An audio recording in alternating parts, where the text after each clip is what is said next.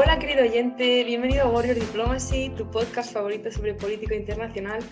Soy Tania Rey y estoy con el gran Fabio Almada. ¿Qué tal por Bruselas, Fabio? ¿Cómo va todo? El gran, no, me estás poniendo aquí adjetivos que no van, que no van.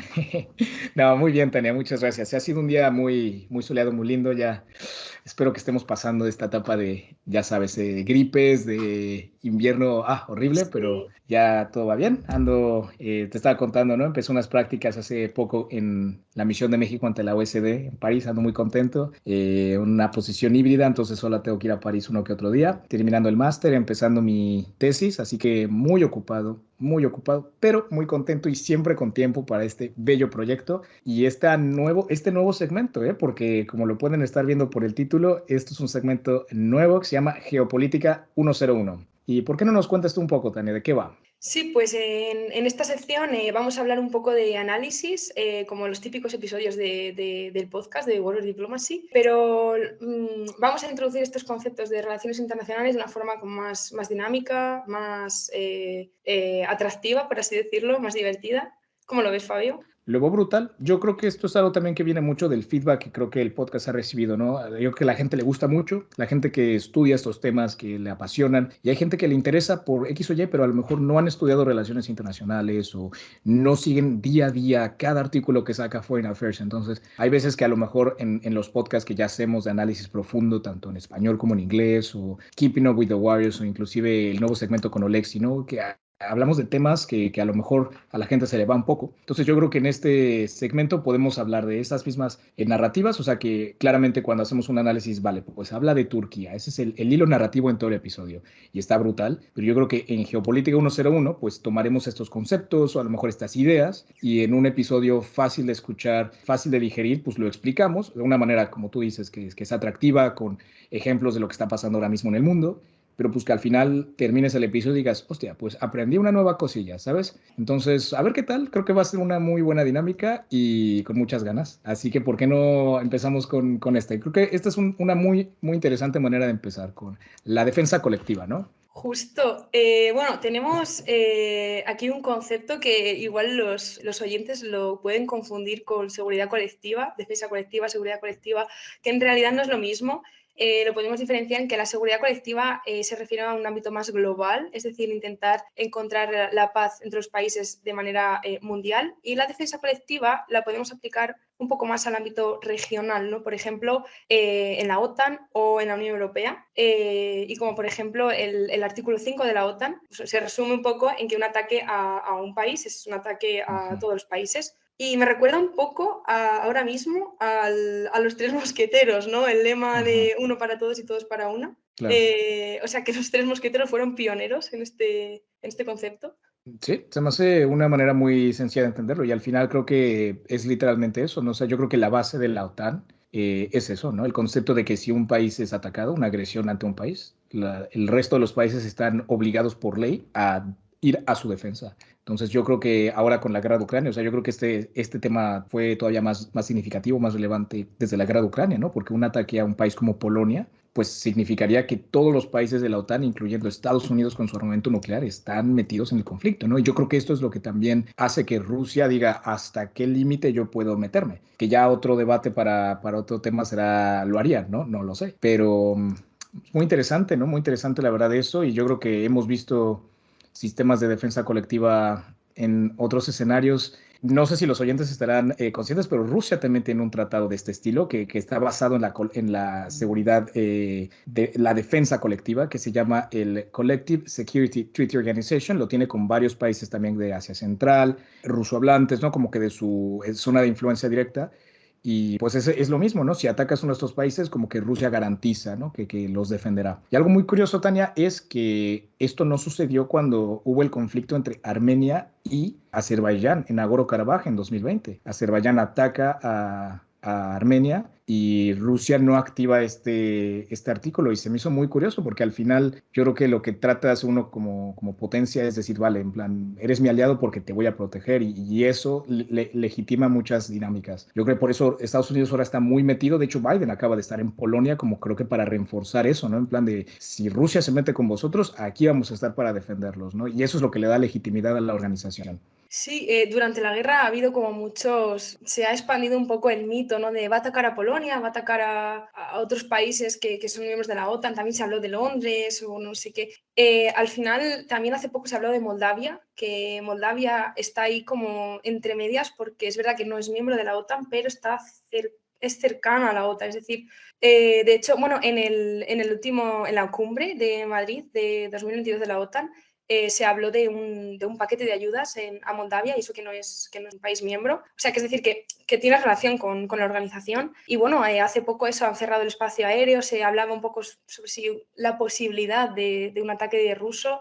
Al final eso es complicado de saber, pero yo creo que es un Sí. poco, o sea, se habla por hablar. Al final No, no, sí, y no de es hecho algo. es muy curioso lo que acabas de decir Moldavia, porque de hecho Rusia tiene tropas en Transnistria, que es esta como línea muy delgadita entre Ucrania y Moldavia. Y de hecho estas semanas ha estado en crisis el país, lo hablamos un poquito en Weekly Warrior, ¿no? Que es como estas redes, estos threads, estos hilos de Twitter que sacamos en las historias de Instagram los lunes. Estamos muy, muy metidos en eso porque hay tropas activas en Transnistria. Moldavia tiene virtualmente cero ejército y decía Zelensky cuando vino aquí a Bruselas en su reunión con los líderes europeos que interceptaron un plan que Rusia quería desestabilizar y a lo mejor hacer un cambio de régimen en Moldavia.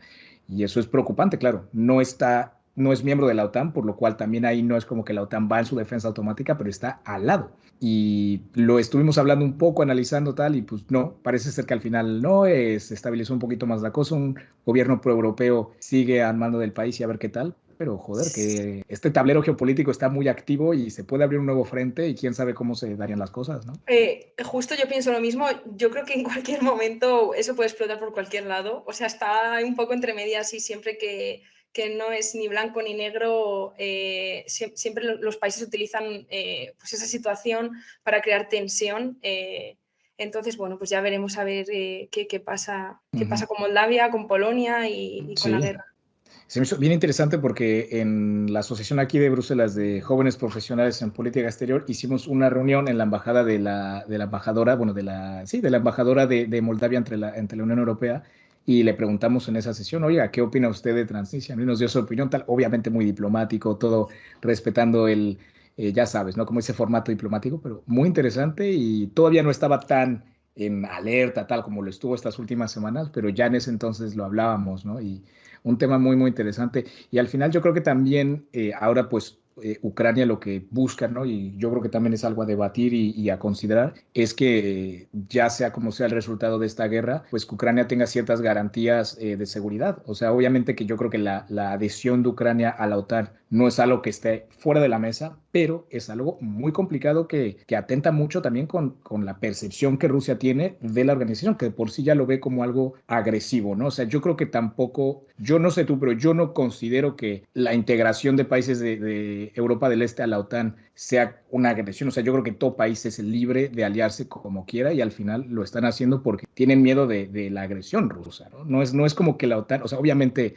tiene tropas y tiene capacidad militar en esa zona, pero con el sentido de la defensa, ¿no? Porque algo que tenemos que decir, no sé si estoy en lo cierto, corrígeme si tal, pero si un país de la OTAN ataca, obviamente el artículo 5 no aplica, aplica cuando se te ataca a ti, ¿no? Justamente, sí, ¿no? Y bueno, ahora que hablabas eso de la libertad de los países de unirse a la organización o no, obviamente yo opino lo mismo que tú. Si se han unido a la OTAN, o sea, a la OTAN no les ha puesto una pistola en la cabeza y les ha dicho, os unís, o no, no, no, no les ha amenazado en ningún momento. O sea, si se han unido ha sido porque tienen la necesidad, han tenido la necesidad o creen que eso es lo mejor para ellos, y al final por Rusia o por cualquier tipo de amenaza que sientan, pues se han unido por ellos, ¿no? Por su bien. Y al final también esto va un poco unido con lo de la seguridad y la defensa colectiva, ¿no? Porque es verdad que realmente a nadie le gusta la guerra, es obvio, pero si Ucrania es atacada, los países tienen ese deber de defender a Ucrania. O sea, al final es como un principio de la seguridad colectiva, no sé cómo lo ves.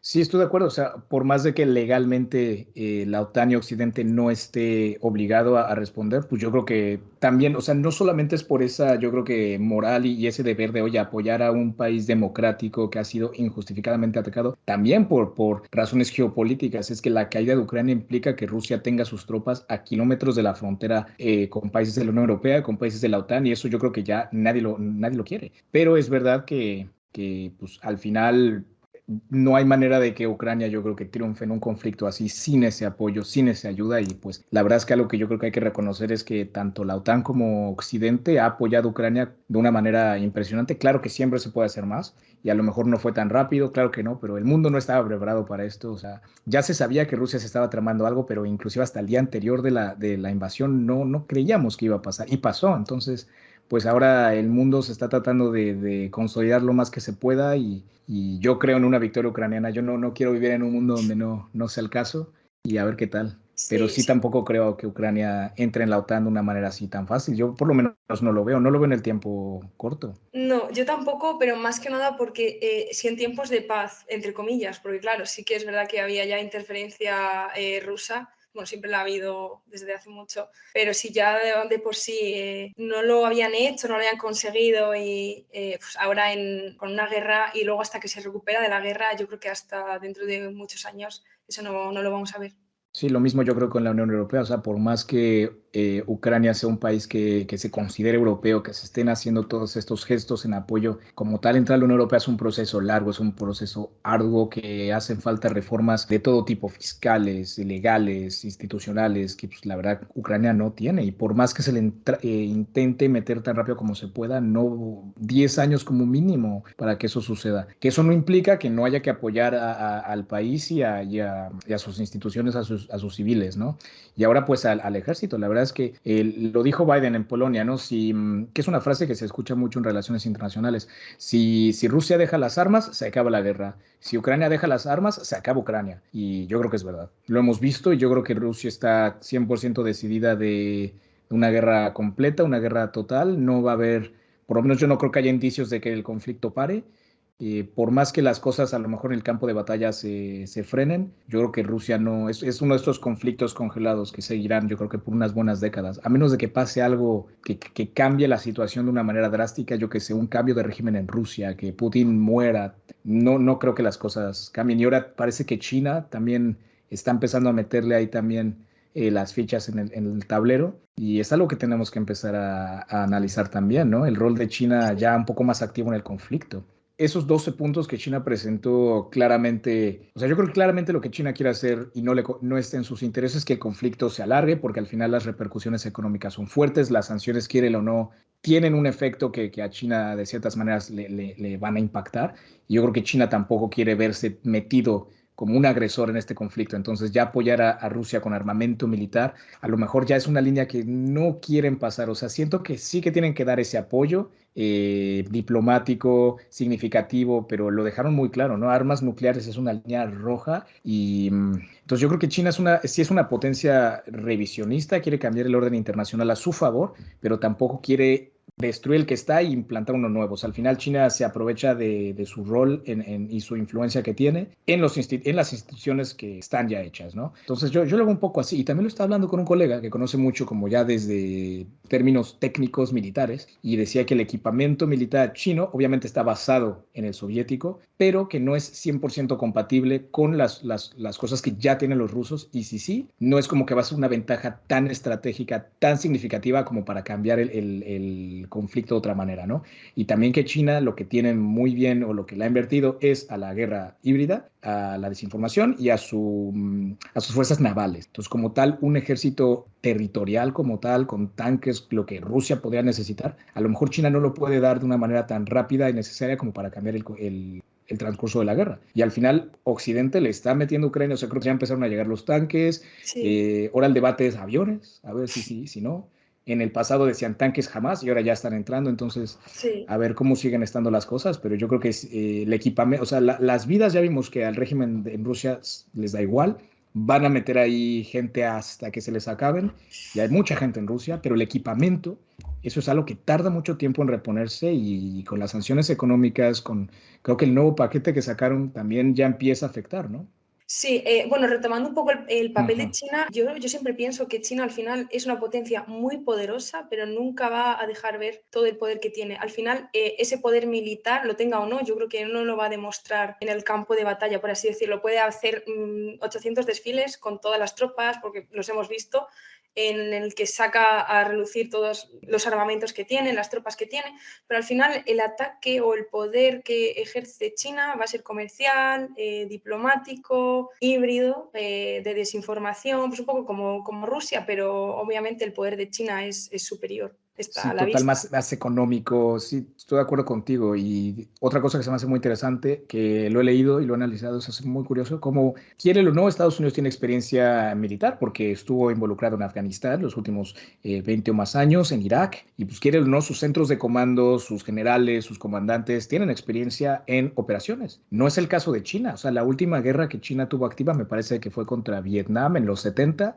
Y quiérelo o no, o sea, esto requiere planeación, requiere saber cómo llevar a cabo estas cosas. Y bueno, Rusia sí que ha tenido, porque Rusia estuvo muy metida en Siria, Rusia estuvo metida en Georgia, en Ucrania en 2014 también de otra manera, pero su manera de hacer la guerra es destruir, arrasar, bombardear y luego ya se van metiendo. Pues también hemos visto que a lo mejor no funciona, ¿no? En Ucrania claramente no ha salido su operación como querían. Y en el caso de China, pues yo creo que también tiene mucho que ver eso, ¿no? Sus comandantes no tienen experiencia Sí. bélica y si lo que están viendo su beneficio es Asia-Pacífico y Taiwán más que Ucrania. Justo estaba pensando en Taiwán y se me venía ahora a la mente, porque bueno, estamos viendo la agresión de Rusia en Ucrania, sinceramente como el sistema internacional tampoco ha funcionado mucho para evitarlo. Que eso es un poco ¿Cómo? ese Sí, primer concepto, ¿no? Que es más la seguridad colectiva, ¿no? claro, Porque pues eso la es. Ucrania no está en un tratado del segundo término, que es la defensa colectiva, ¿no? Entonces aquí ya separando un poquito Sí, esos dos conceptos que se parecen mucho. Entonces estamos hablando como que en su conjunto, en la comunidad internacional, el sistema de medidas, políticas, resoluciones de la ONU, ¿no? Es ese sistema de seguridad colectivo. Ujú, justo. Bueno, pues hemos visto este problema y cómo podríamos evitar una futura guerra ujú. con otro país, por ejemplo, que está allí ahora, claro. Por ejemplo, hablando de China, que China invada Taiwán, ¿qué pasaría en ese hipotético caso? Yo me lo pregunto mucho, la verdad. Que no sé si será muy probable o no, yo ya tengo dudas, pero No, o sea, de que sea probable, yo creo que es muy probable. Pocos analistas decían, Rusia va a ser lo bastante tonto como para hacer algo que claramente va en contra yo qué sé, una planeación estratégica a largo plazo, y lo hicieron. Entonces yo creo que Taiwán igual, ¿no?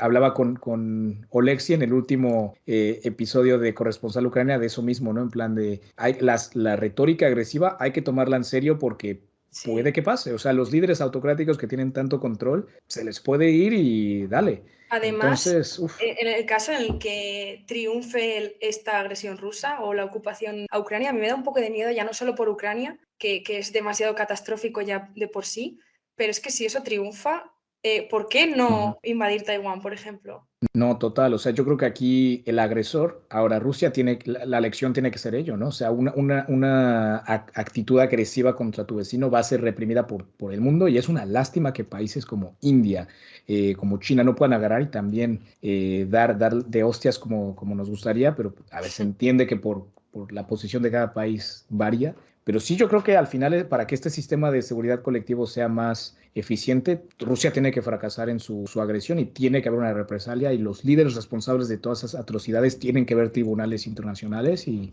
que se pueda o no conseguir eso ya es otra cosa, pero de que en teoría es como tiene que terminar esto, es como yo Eso creo que tiene es. que terminar, ¿no? Y está curioso porque también Taiwán, por más de que Estados Unidos diga sí vamos a ir en su defensa, se llama la política de ambigüedad estratégica, que es como que sí lo vamos a defender, pero no lo sé. Entonces, ese término de defensa colectiva como tal, en plan, si China ataca a Taiwán por ley vamos a defenderlo, no está como tal. Es más por retórica que Biden dice sí, sí, vamos a defenderlo, pero como tal, por ley, no está obligado, ¿no? Justamente, sí. Al final la teoría, bueno, la práctica supera la teoría. Pero eso Mm. yo creo que eso ya todo el mundo lo sabe, entre comillas. Una cosa es lo que dices, otra cosa es lo que haces y lo que se puede hacer, que eso ya, o sea, que cambia mucho la situación en Claro. función del país, de la región, de Sí, tal. no, tienes toda la razón. Por más que tengamos teorías y cómo funcionan las cosas, al final lo hemos visto. O sea, al final toda la teoría decía, buah, es que Rusia la tiene fácil. No, al final hay factores pequeños que te cambian completamente todo, ¿no? Y quién sabe si en el Pacífico, yo de verdad espero que nunca haya un conflicto en el Pacífico porque eso sería trágico, trágico y devastador para la economía global. O sea, siendo China la fábrica del mundo, tantas cadenas de suministro pasando por allá, el comercio internacional que pasa por el mar del sur de China, o sea, un conflicto en Asia-Pacífico tendría repercusiones económicas catastróficas. O sea, yo creo que ahí sí que están en el interés de todo mundo, inclusive de China, que no haya un conflicto así. Y ya es que pones en un conflicto directo a las dos potencias mundiales, ¿no? A más los dos, poderosa. porque ahora, pues, quiere o no, hay gente que dice, no, la guerra en Ucrania no es una guerra proxy, y pues mejor no lo es, pero claramente Occidente está apoyando a Ucrania y de una manera ya bien militar, ¿no? Entonces, Sí, obviamente no es Occidente estando en guerra con Rusia, pero se está apoyando ya al se habla país que mucho sí. de eso, se habla mucho de Ujú. eso. No, obviamente no es, yo no, no, no, no es una guerra proxy. O sea, No, porque al final es una agresión de Rusia contra Ucrania. Obviamente, Occidente y el resto de claro, países van a apoyar a Ucrania. O sea, claro. es que estamos hablando de una agresión, No, de y la la ocupación ONU territorial. reconoce Sí, la defensa, justo la ¿sabes? defensa Entonces, colectiva, ujú. la seguridad colectiva. O sea, justamente es que es un principio en el que se debería de apoyar a Ucrania. Entonces, mucha gente que dice no a la guerra. Claro, no a la guerra, obviamente. Nadie quiere una guerra. Sí. Es como ha sucedido. Y ahora últimamente que escuchamos a partidos políticos de extremos diciendo, no, no, no, en plan, no hay que apoyar de manera militar a Ucrania. Es que, o sea, yo también soy un pacifista, pero cuando te están agrediendo, cuando hay una agresión así que atenta contra tu soberanía, tu Justo. integridad nacional, territorial, toda la vida de tus civiles, es que no hay manera de que no lo puedas defender de la misma manera y es triste. Pero creo que es este enfoque realista que tenemos en War Diplomacy, que es que obviamente queremos la paz, pero cuando vienen tanques contra tu ciudad, tu familia, hombre, es que hay que destruirlos, lo lamento. O sea, y qué lástima toda la pérdida de vida que está habiendo de todos los bandos y estoy seguro que hay muchísimas vidas rusas inocentes también puestas en el campo de batalla, pero por el accionar de un individuo, de un líder, es lo que hay que hacer y hay que defender Ucrania como lo está haciendo Occidente, como lo está haciendo Ucrania y se va a triunfar, estoy seguro. Sí, espero que sí, la verdad.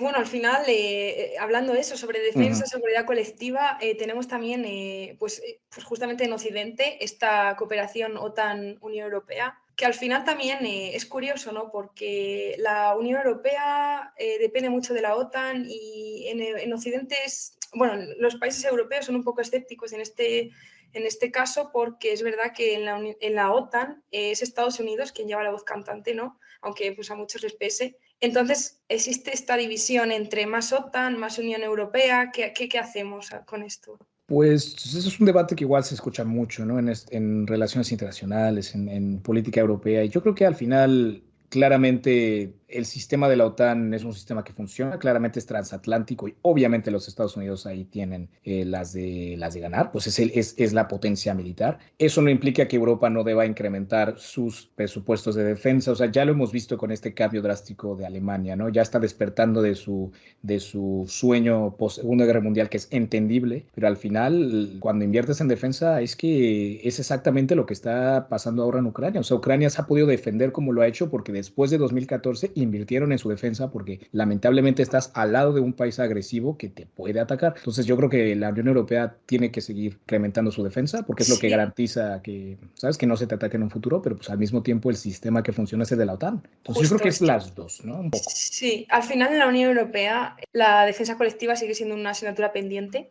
A mí Ujú. me gusta llamarlo así, la verdad. Y si somos realistas, esta dependencia con Estados Unidos yo creo que es un poco necesaria ahora mismo, porque eso en la Unión Europea, en este ámbito, pues no estamos preparados como para defendernos nosotros solos o por nosotros mismos en materia de defensa. Entonces, bueno, para empezar, hasta el día de hoy muchos países eran un poco escépticos con el ámbito militar, el invertir más en defensa, en seguridad y además encontrar este consenso en la Unión Europea en ámbitos de defensa y seguridad, yo creo que es Imagínate. muy complicado, casi imposible. Bueno, Sí. no lo sé, por lo menos hasta antes de la guerra en Ucrania. No, y lo sigue siendo, con Hungría Sí, también tomando las decisiones que toma, a veces dices, uff. Y otra cosa que yo digo, tampoco soy experto en el tema, ¿no? Pero cuando los países entran a la OTAN, ellos aportan lo que tienen, ¿no? O sea, no es como que estás dando tus ejércitos para que la OTAN, no, o sea, al final es tu ejército, que al final a veces la OTAN lo coordina o lo gestiona en conjunto con el resto de países. Y al final yo creo que lo que hay que hacer también es un poco que los países, pues,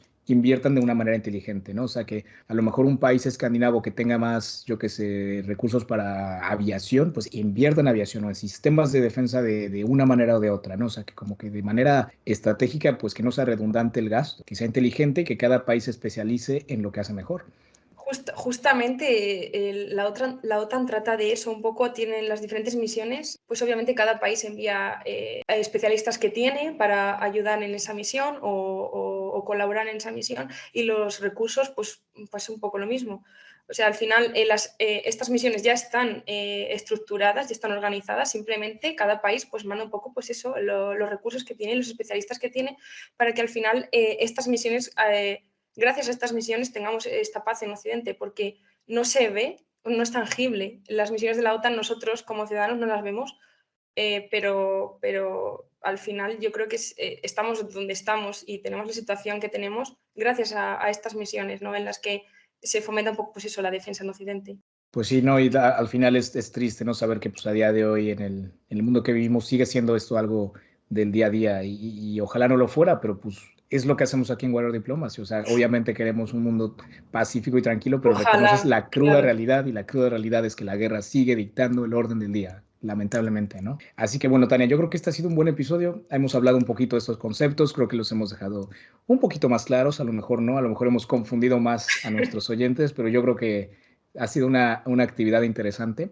Tengo un par de ideas curiosas para siguientes capítulos, a ver qué te parecen. Hablando de la cruda realidad, me encantaría a lo mejor el siguiente hacerlo sobre el realismo, ¿no? Que al final es un poquito ¿cómo decirlo? Como el filtro que tenemos en Warrior, ¿no? Como que siempre en relaciones internacionales ves las cosas desde distintos ángulos, desde distintas teorías, y el que nosotros aplicamos un poquito aquí, pues es el realismo, ¿no? Entonces la cruda realidad, que es lo que tratamos de hablar, pues que al final el mundo es el que es y ni Sí, modo, ¿no? Toca a veces tomar decisiones así. Entonces yo creo que ese sería un tema muy interesante. No sé si tú sí. tienes algún concepto que te gustaría aquí hablar en futuros episodios. No, o sea, más allá de la teoría, porque o Ujú. sea, en relaciones internacionales nos basamos mucho en las teorías, en el análisis, en la predicción, pero como hemos visto eso al final, la mayoría de las veces nos equivocamos. Pero la realpolitik, o sea, Sí. el realismo, la política real, al final, lo que se puede aplicar, lo que no, es bastante interesante, la verdad. Es un poco crudo, pero justamente real. O sea, de Sí, eso se trata, ¿no? sería De que se curioso. pueda aplicar. También a lo mejor estaría interesante igual hablar de lo que viene siendo el sistema de Naciones Unidas, cómo funciona, cómo está hecho. El episodio que hicimos de Naciones Unidas con un súper invitado, un diplomático de Perú allá en Estados Unidos que estuvo trabajando y estuvo muy bueno, a la gente le gustó mucho. Yo creo que podíamos también tocar un poco eso, ¿no? Explicar en verdad qué son las Naciones Unidas, cómo está conformado, por qué son a veces ineficientes para poder parar un conflicto como el de ahora y al final qué es por eso que es que el sistema funciona, porque si se involucrara más, los países dirían adiós, ¿no? Entonces yo creo que eso sería algo interesante también a Sí, sí, analizar. sí, me gusta la idea, la verdad. Y hay tantas cosas que podemos hablar y tratar pues, de traducir a un vocabulario más ameno, más joven y con ejemplos de lo que está pasando ahora y pues una conversación interesante que a lo mejor a los oyentes los acompaña en lo que se duchan, en lo que hacen, yo que sé, unos tacos ahí en su casa, una paellita o unas tortillas. ¿Con cebolla o sin cebolla la tortilla, Tania? Por favor, con cebolla Ah, ah. y poco hecha. Y poco hecha, es que total, esa es la manera. Si algo aprendí en España es que la tortilla es poco hecha y con cebolla. Lo siento, Sergio, sé que a Sergio le gusta sin cebolla. Qué mal Van a venir ese. los haters ahora, pero bueno, es Sí, lo que no. hay. Nos exponemos Bueno, a esto. bueno, total. En fin, Tania, pues un gusto hablar contigo. De verdad, creo que este segmento va a estar muy interesante. Tengo muchas ganas de ver lo que se viene. Y aquí estamos para el orden del día. Cualquier asunto internacional, ya saben que en Warrior Diplomacy no se lo pueden perder.